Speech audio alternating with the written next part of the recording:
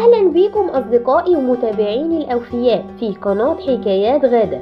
لا تنسوا دعمنا بالضغط على زر الاشتراك واللايك والشير للفيديو عشان يوصل لأكبر عدد. الحياة دروس ومواقف، وطول ما عظمت همومك افتكر أن الله أعظم. قصتنا اليوم من دولة المغرب، بطلتها الفنانة وئام الدحماني. ولدت وئام عام 1983، البنت الوحيدة لأمها وأبوها عمار الدحماني. أبوها كان بيهاجر لكندا لأنه كان بيشتغل هناك، كان بيتنقل من حين لآخر للمغرب. بس وئام هي وأمها كانوا عايشين في مدينة القنطرة بالمغرب. طفولة وئام كانت طفولة عادية جدا زيها زي أي بنت في المغرب، إلا أن والدها بعد فترة انفصلوا عن بعض وكل واحد راح لطريقه. أبوها استقر نهائيا في كندا، وئام بقت مع أمها. بعد مدة من الانفصال تزوجت أمها من رجل خليجي وراحت تعيش معه في الإمارات، وأخدت وئام معها. وئام ما لقتش أي صعوبة جدا في الاندماج في حياتها الجديدة في الخليج، لكن كانت علاقتها بالعكس، كانت علاقتها طيبة جدا بزوج أمها، وكان بيعتبرها أكتر من بنته. وبقى عندها 3 إخوات من أمها وزوجها الخليجي، اتربت في وسطهم اللي ما كانش بيفرقها أبدا بينها وبين إخواتها ال3 التانيين، وأحسن تربيتها. حصلت على ليسانس الهندسة في قسم العمارة، حصلت على الإجازة اللي أهلتها إن هي تشتغل مهندسة، لكن ما كانش ده طموحها وأحلامها. وئام كانت بتهوى عالم الشهرة وبتتمنى إن هي تكون مشهورة وتدخل عالم السينما. من هنا ربطت علاقات بأصحاب بهذا المجال عشان يتيح لها فرصة بقى الدخول لعالم الفن. قدمت برنامج في زي أفلام، وده كان نقطة تحول في حياتها عشان تستضيف نجوم من بوليود اللي هم الهنود، لأنها كانت بتحب الثقافة الهندية وأي شيء متعلق بالفن الهندي. كمان استطاعت إن هي تعمل في مجال الإعلامي، في برنامجها كان ناجح جدا ومن أشهر البرامج على زي أفلام. من خلاله عملت بقى علاقات وكونت صداقة مع الفنانين الهنود، وده أتاح لها فرصة السفر للهند ومشاركة في عمل فيلم هندي. التجربة دي كانت ناجحة جدا، الناس حبوها في النوع ده من هذا الفن، كان ليها قاعدة جماهيرية. عملت أدوار كبيرة وكتير وحتى أدوار صغيرة عشان تثبت بس في وجودها في عالم الفن.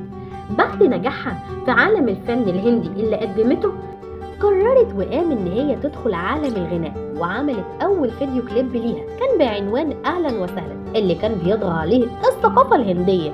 مثلت العديد من الأفلام بوليود حتى ارتفع سعرها وأصبح عليها الطلب وبينال عليها عروض الأفلام الهندية. كل ده بقى خلاها تهتم بنفسها وتدخل بقى عمليات التجميل، لدرجة إنها نحتت جسمها وبدأت تلبس الملابس الغالية، ووظفت مديرة أعمال لنفسها، وبرمت بقى تجمع ثورة ضخمة. وما اكتفتش بكده، دي دخلت كمان عالم التواصل الاجتماعي، وبسرعة وضعت نفسها بين الكبار، والمشتركين بدأوا يوميا في الزيادة، وبسرعة بدأ يهل عليها طلبات كتير من أجل الإعلانات المنتجات، وجمعت أموال وثورة ضخمة. بعد فترة من تقديمها للإعلانات اتعرض عليها مشاركة في فيلم بوليود كان فيه أبطال مشاهير، بس رفضت لأن الفيلم كان بيحتوي على لقطات مخلة بالأداء. حتى والدتها عرضت مشاركتها للفيلم ده وطلبت منها إن هي تسيب الهند وترجع تاني للخليج وتشتغل في المسلسلات الخليجية، لأن معروف إن المسلسلات الخليجية بتكون نظيفة مقارنة بالسينما الهندية. فعلا اجى لوئام أول عمل في مسلسل عربي خليجي اسمه ظلال الماضي، وسبب الدراما الخليجية هيفتح لوئام باب العديد من الأفلام، كانت من بينهم زي حائر طائر، سيلفي، فرصة تانية، وأصعب قرار، وغيرهم من الأعمال السينمائية. سرعان ما بدأ نجم وئام في اللمعان، كل ما ظهرت في عمل تطور واضح في مستواها وفي موهبتها في التقدم، وكانت كل ما تظهر في برنامج في التلفزيون كان بيظهر عليها إنها فتاة سعيدة حنونة مش ناقصها أي حاجة خالص في حياتها. وفجأة سرعان اتغير كل ده، وظهر عليها خارجيات في الإعلامية والصحف إن هي مش قادرة تخفي حزنها وإنها فعلا كئيبة. وفي كل مرة كانت بتخرج فيها في تصريح كانت بتقول إنها بتعاني من حالة اكتئاب، وده سبب ليها مضايقات كتير كانت بتأتيها من الناس والتنمر والتحرش. كمان قالت كتير في تصريحاتها في برنامج إن هي بتعاني من الاكتئاب الحاد، وإنها فكرت في الانتحار أكتر من مرة. بالرغم من كل الظروف دي وحالة الاكتئاب اللي كانت عايشاه، أعمالها ما تأثرتش خالص، كانت بالعكس كانت بتشتغل على نفسها وبتعمل أعمال، والمعجبين اللي كانوا بيتابعوها على مواقع التواصل الاجتماعي كانت دايما بتشاركهم أي حاجة بتعملها، حتى عمليات التجميل اللي كانت بتخضع لها. قررت وقام الدخول لعالم الإنتاج في مسلسل هتقوم هي ببطولته، كان بعنوان العشق، وهتنتج المسلسل ده. عشان كده اضطرت في عام 2018 قررت اللي هي تنتقل لأبو ظبي وتعيش في غرفة في فندق عشان تكون قريبة من مكان شغلها، لأن مكان شقتها كان في دبي. لكن للأسف وقام ما كملتش التصوير، لأنه في 22 إبريل لعام 2018 عثروا على جثتها ميتة في غرفة الفندق.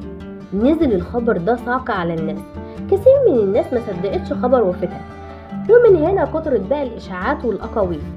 من قال إنها كانت على علاقة بشخص ولما تخلى عنها انتحرت، ومن قال إن هي اتقتلت، وخصوصا إن ظهرت سيدة خرجت من غرفتها بس ما قدروش يتعرفوا عليها لأنها كانت مغطية وشها، وده اللي جعل ناس كتير يقولوا إن هي حد أرسل السيدة دي عشان يتخلص منها وقتل هوير، ومن قال إنها ضحية عصابة للدعارة. الكل قال ما يحلو لها عن موتها، لحد ما ظهرت شخصية معروفة في الخليج قالت إن في شخص مشهور خليجي استدعى وقام عشان تحيي حفلة رقص في قصره، بس هي رفضت، عشان كده اتخلص منها وقتلها. لكن التقرير الطبي هو اللي هيحدد موتها. طلع التقرير وقال فيه إن وقام ماتت بسبب سكتة قلبية حادة، بس الصحافة اتجاهلت كل ده وفضلوا إن هم يكتبوا إن هي ماتت مقتولة، لحد ما جت سنة 2022 واتفتحت القضية مرة تانية بسبب قضية وملف حمزة بومبي، الملف بتاع ابتسام فاطمة دولي فاطمة وكلامونجي وعائشة عيشة، وعلاقة وقام بهذا الملف. عيشة عياش كانت أقرب صديقة لوقام، بالحكم في برنامجات اللقاءات اللي كانت ظهرت فيها وقام كانت دايما بتتكلم عن تحرش، دعارة، تهديد.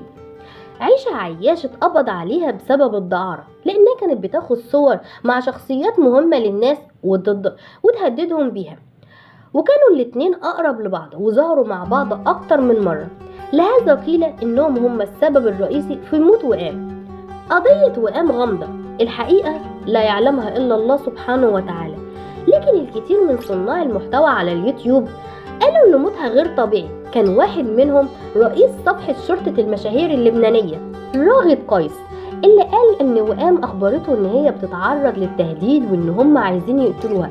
حتى ضابط الشرطة أكد له الخبر إن وقام ماتت مخنوقة ما ماتتش بسكتة قلبية، وإن هم أخفوا حقيقة الخبر عشان السياحة في الإمارات ما تتأثرش.